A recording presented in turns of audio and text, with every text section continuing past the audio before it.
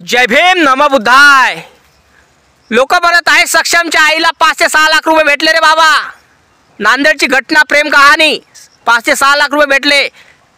मी म्हणतो 5 ते 6 लाख काय 1 रुपया फेकून नाही मारला रे सरकारनं। अजून 1 रुपया फेकून नाही मारला। सगळं फोकलट आहे सरकार, सगळं फोकलट आहे, दुसरं काहीच नाही आहे। तुम्हाला खोटं वाटू राहिलं काय? बघा सक्षमची आई काय म्हणते ते। खोटा आहे सर, शासनाचे 1 रुपयाची मदत मिळालेली नाहीये। सर्व अख्ख्या जगाने झाले की यांना मदत मिळाली, पहिला टप्पा मिळाला, असा दुसरा टप्पा, 1 रुपयाची मदत आम्हाला मिळालेली नाही शासनाकडून। नोकरीचं आश्वासन काय देण्यात आलं? हा, नोकरीचं आश्वासन दिले त्यांनी। काही घरामध्ये कुटुंबियाला एखादा नोकरी लागेल, कागदपत्र द्या, तर त्यांना कागदपत्र वगैरे सर्व दिलेत। आमच्याकडून जे करायचं होतं ते केलेत, पण त्यांनी काहीच प्रोत्साहन दिले नाही। तर शेवटी ते सर्व असंच करायलेत का नोकरी दिली, पैसे भेटले, हे सर्व गलत आहे।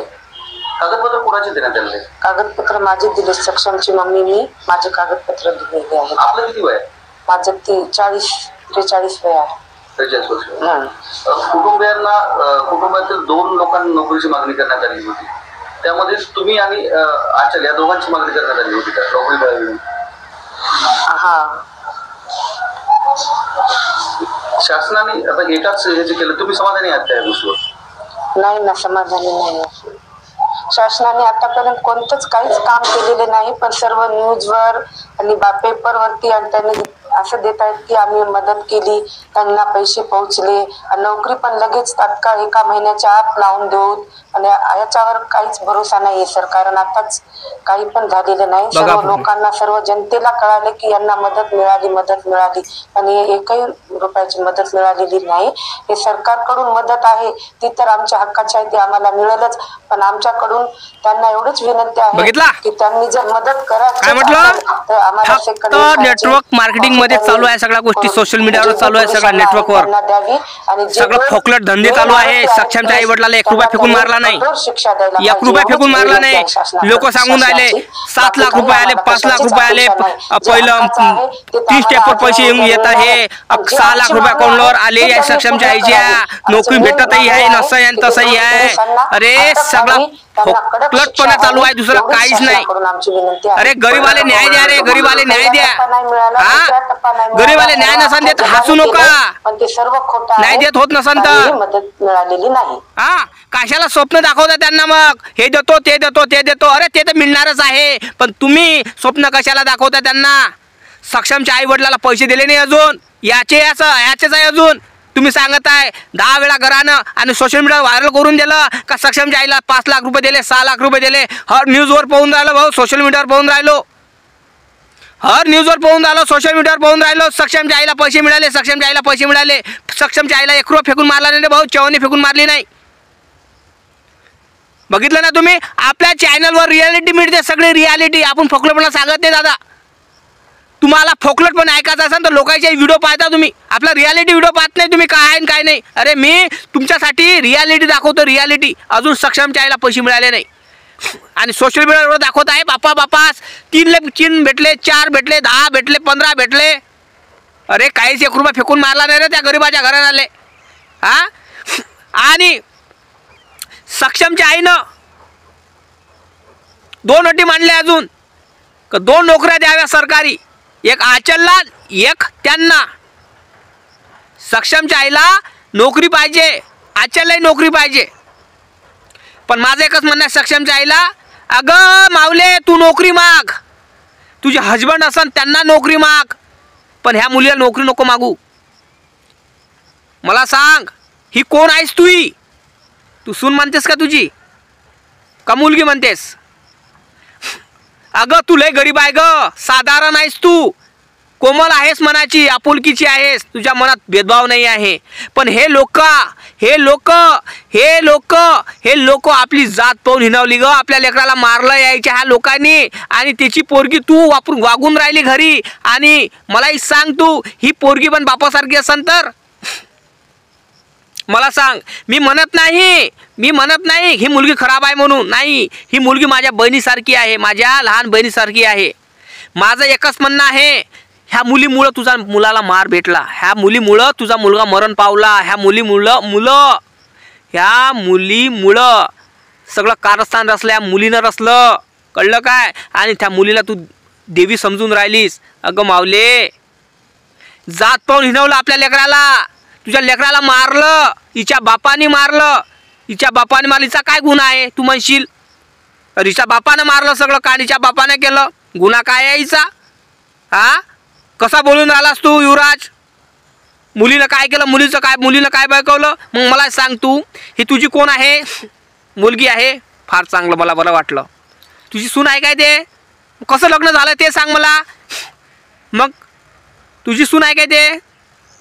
अगं मावले, तुझी मुलगी आहे ना ते, मार, मला बरं वाटलं. तुझी सून आहे का? ठीक आहे, मी रिस्पेक्ट करतो तुझ्या सुनीची, रिस्पेक्ट करतो. चल, तुझी सून आहे तर रिस्पेक्ट करतो मी तिची. पहिले करत होतो, आताही करत आहे. पण मला एक सांग, तुझा मुलगा गेला, एक लक्षात ठेव.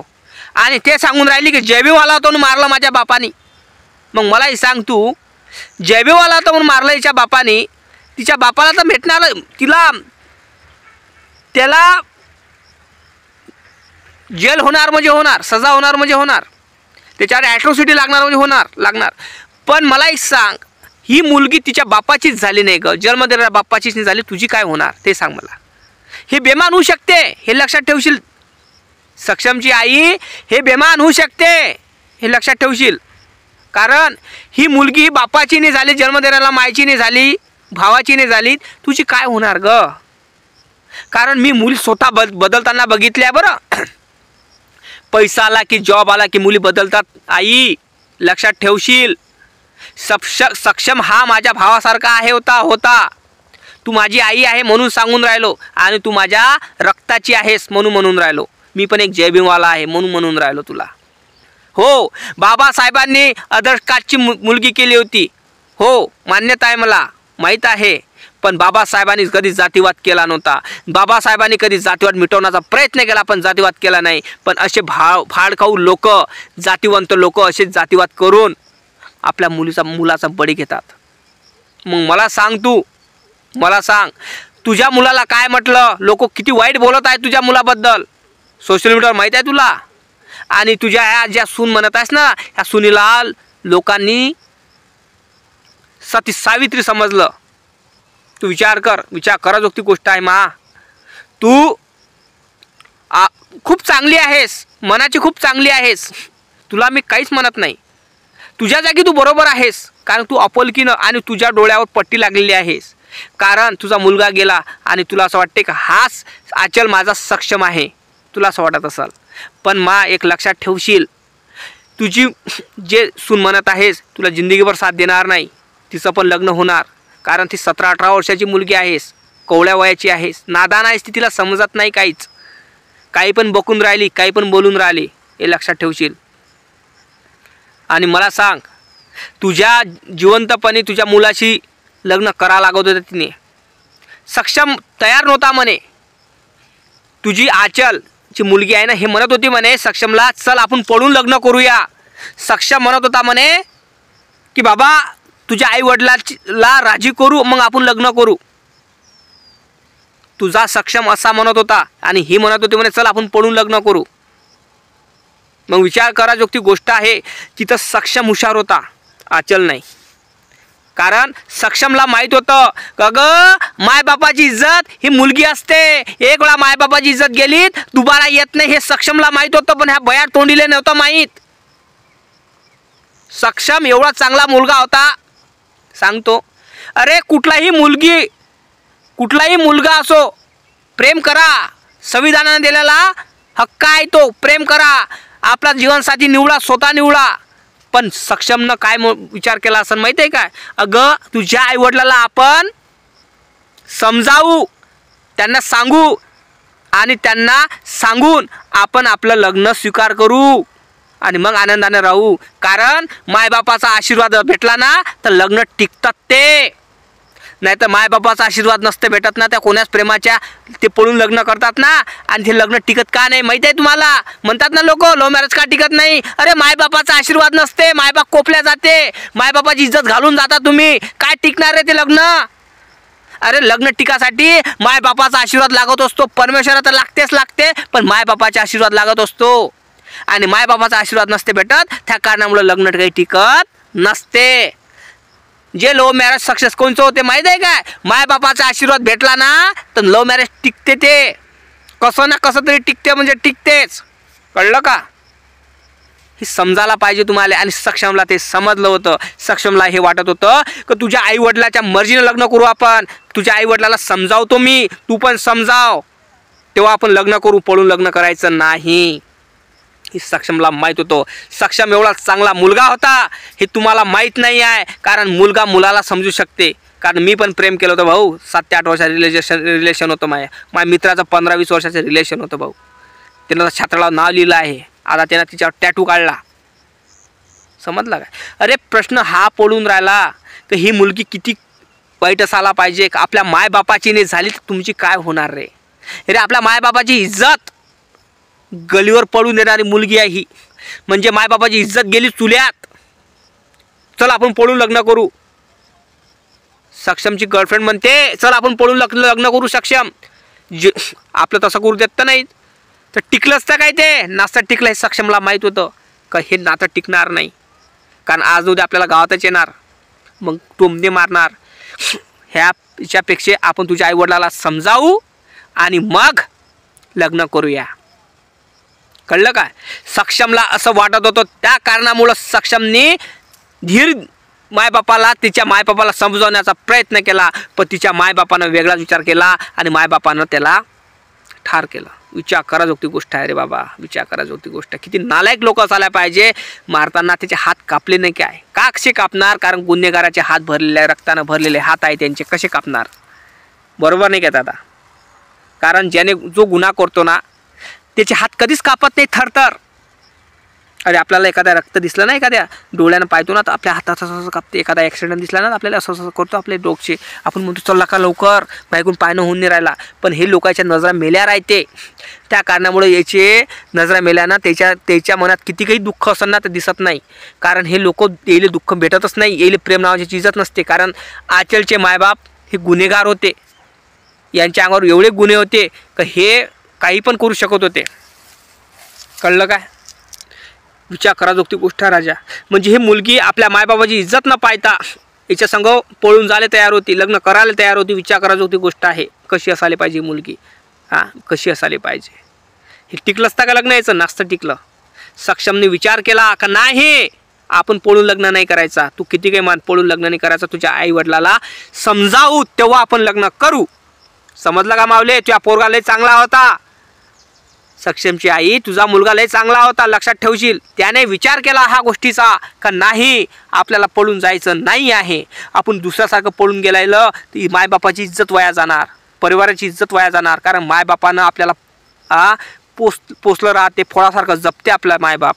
पण तुझ्या मायबापानं हे लय वाईट केलं का त्याचा जीव घेतला. खूप वाईट केलं. आणि तुला वाटत असेल तू खरंच प्रेम करणारी राहिली असती ना आचल तर तू मेली असती तिथे.